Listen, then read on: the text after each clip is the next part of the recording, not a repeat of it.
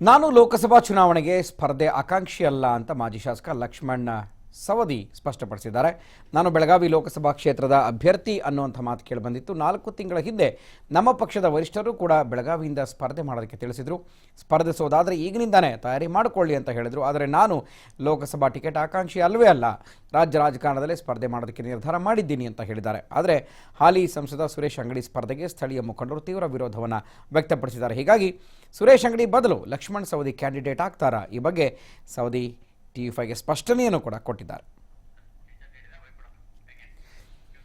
ಇನ್ನು ಲಕ್ಷ್ಮಣ್ ಸವದಿ ನಮ್ಮ ಪ್ರತಿನಿಧಿ ಜೊತೆ ಒಂದು ಮಾತನಾಡಿದರೆ ಚಿಟ್ಚಾಟನ್ನು ನಡೆಸಿದ್ದಾರೆ. ನೋಡ್ಕೊಂಬರೋಣ ಬನ್ನಿ. ಲೋಕಸಭಾ ಚುನಾವಣೆ ಸಮೀಪಿಸ್ತಾ ಇರುವಂತಹ ಒಂದು ನಿಟ್ಟಿನಲ್ಲಿ ಯಾರು ಯಾವ ಕ್ಷೇತ್ರದಿಂದ ಸ್ಪರ್ಧಿಸ್ತಾರೆ ಅನ್ನುವಂತಹ ಒಂದು ಸಾಕಷ್ಟು ಕುತೂಹಲ ಎಡೆ ಮಾಡಿಕೊಟ್ಟಿದೆ. ಜೊತೆಗೆ ಲಕ್ಷ್ಮಣ್ ಸವದಿ ಅವರು ಬೆಳಗಾವಿಯಿಂದ ಸ್ಪರ್ಧೆ ಮಾಡ್ತಾರಾ ಅನ್ನುವಂತಹ ಒಂದಷ್ಟು ಸುದ್ದಿಗಳಿದೆ. ಇದ್ರ ಬಗ್ಗೆ ಮಾಹಿತಿಯನ್ನ ಕಲೆ ಹಾಕುವ ಲಕ್ಷ್ಮಣ್ ಸವದಿ ಅವರು ನಮ್ಮೊಂದಿಗಿದ್ದಾರೆ. ಸರ್, ಲೋಕಸಭಾ ಚುನಾವಣೆಯಲ್ಲಿ ಸ್ಪರ್ಧೆ ಮಾಡ್ತೀರಾ? ಅದು ಸಾಕಷ್ಟು ಪತ್ರಿಕೆಗಳಲ್ಲಿ, ಮಾಧ್ಯಮದಲ್ಲಿ ಮತ್ತು ಈ ಸಾಮಾಜಿಕ ಜಾಲತಾಣದಲ್ಲಿ BJP ಅಭ್ಯರ್ಥಿ ಆಗಬಹುದು ಅಂತಕ್ಕಂಥ ಒಂದು ಭಾಳಷ್ಟು ಚರ್ಚೆಗಳು ಇವತ್ತು ಪ್ರಾರಂಭ ಆಗಿದೆ. ಸುಮಾರು 4 ತಿಂಗಳ ಹಿಂದೆ ನಮ್ಮ ಪಕ್ಷದ ವರಿಷ್ಠರು ನನಗೆ ವಿಚಾರಣೆ ಮಾಡಿದರು. ನೀವು ಲೋಕಸಭೆಗೆ ಸ್ಪರ್ಧೆ ಮಾಡೋದಾದರೆ ನೀವು ಇವತ್ತಿನಿಂದಲೇ ನೀವು ಸಿದ್ಧತೆಯನ್ನು ಮಾಡ್ಕೋಬೇಕು ಅಂತಕ್ಕಂಥ ವಿಚಾರವನ್ನು ಪ್ರಸ್ತಾಪ ಮಾಡಿದರು. ಆವಾಗ ಸನ್ಮಾನ್ಯ ಯಡಿಯೂರಪ್ಪನವರು ಇದ್ದರು. ಆಮೇಲೆ ದಿಲ್ಲಿಗೆ ಹೋದಂಥ ಸಂದರ್ಭದಲ್ಲಿ ದಿವಂಗತ ಅನಂತಕುಮಾರ್ ಅವರು ಕೂಡ ಕೇಳಿದರು, ಯಾಕೆ ನೀವು ಲೋಕಸಭೆಗೆ ಸ್ಪರ್ಧಿಸಬಾರ್ದು ಅಂತೇಳಿ. ನಾನು ಅವರಿಗೆ ಭಾಳ ಸ್ಪಷ್ಟವಾಗಿ ನಾನು ಮನವರಿಕೆ ಮಾಡಿಕೊಟ್ಟಿದ್ದೆ. ನಾನು ಲೋಕಸಭೆಗೆ ಸ್ಪರ್ಧೆ ಆಕಾಂಕ್ಷಿ ಅಲ್ಲ, ನನಗೆ ಅದರ ಬಗ್ಗೆ ಆಸಕ್ತಿನೂ ಇಲ್ಲ. ನಾನು ರಾಜ್ಯ ರಾಜಕಾರಣದಲ್ಲೇ ಮುಂದುವರಿಬೇಕು ಅಂತಕ್ಕಂಥದ್ದನ್ನು ನಾನು ಅವ್ರಿಗೆ ಮನವರಿಕೆನೂ ಮಾಡಿದ್ದೀನಿ. ಆದ್ರೂ ಕೂಡ ಇವತ್ತು ಸಾಕಷ್ಟು ಮಾಧ್ಯಮದಲ್ಲಿ, ಪತ್ರಿಕೆಗಳಲ್ಲಿ ಸಾಕಷ್ಟು ವರದಿಗಳು ಬರ್ತಾಯಿದೆ, ಲಕ್ಷ್ಮಣ ಸವದಿ ಅವರು ಬಹುತೇಕವಾಗಿ ಅಭ್ಯರ್ಥಿ ಆಗ್ತಾರೋ ಅಂತಕ್ಕಂಥದ್ದು. ನಾನು ಲೋಕಸಭೆಗೆ ಸ್ಪರ್ಧೆ ಮಾಡಲ್ಲ ಮತ್ತು ಅದರ ಆಸಕ್ತಿನೂ ನನಗಿಲ್ಲ. ನನಗೇನೇ ಇದ್ದರೂ ರಾಜ್ಯ ರಾಜಕಾರಣದಲ್ಲೇ ಇರ್ತೀನಿ, ರಾಜ್ಯ ರಾಜಕಾರಣದಲ್ಲಿ ನಾನು ಮುಂದುವರಿತೀನಿ. ಲೋಕಸಭೆಗೆ ಹೋಗ್ತಕ್ಕಂಥದ್ದು ಪ್ರಶ್ನೆ ನಮ್ಮ ಮುಂದೆ ಇವತ್ತು ಇಲ್ಲ.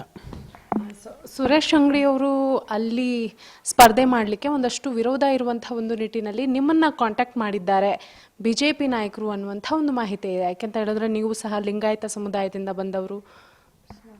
ಅದೇ ಅದು ಚರ್ಚೆಗಳು ಸಾಕಷ್ಟು ಇರ್ತದೆ, ಪರ ವಿರೋಧಗಳು ಇರ್ತವೆ.